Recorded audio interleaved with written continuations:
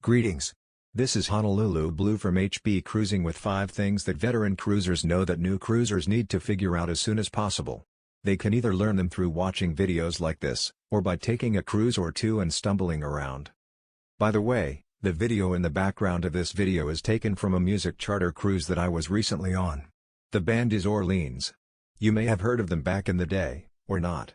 Either way, they were very good. I have a link to other music-themed cruises in the description. The first thing that veteran cruisers know is that cruise prices are usually listed per person double occupancy. I'll briefly explain what that means. It means when you see that 7-day cruise listed for $1,000, that is not the full cabin price. That is the base price for the first person, and they expect 2 people to occupy each cabin. So the cabin price, for 1 or 2 people in this example, is $1,000 times 2, plus port fees and taxes for each person, plus the mandatory gratuities per person, plus any add-ons per person. It usually costs much more than $1,000 to pay for a cruise ship cabin. It can be worth it, but that's a separate discussion. Number 2, there may be more motion on the ship than you expect. This is especially true in cabins that are far forward or far aft on the ship, or are many decks up.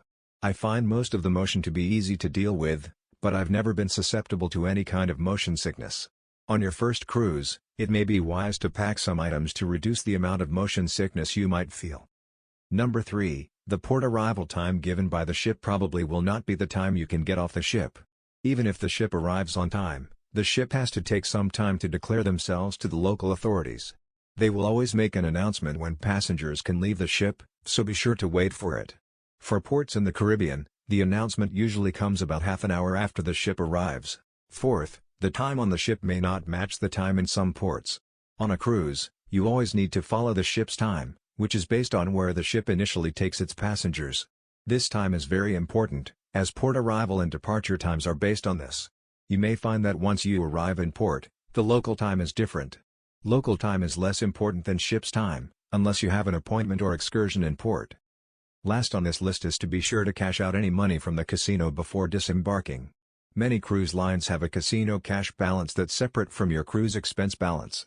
You can't directly transfer your casino balance over to your cruise expense balance. You have to go to the cashier and cash in your tickets, balance, or chips. The casino will probably be open late on the last night, but it won't be open forever, and it will not be open on the morning you disembark. I hope you found this list helpful as a newer cruiser. Cruising can be a great experience, but it does have its quirks. I wish you safe and enjoyable travels, however you choose to get around. Thank you for watching. Please like this video and subscribe to this channel for more content about cruising, especially solo travel and music-themed cruises.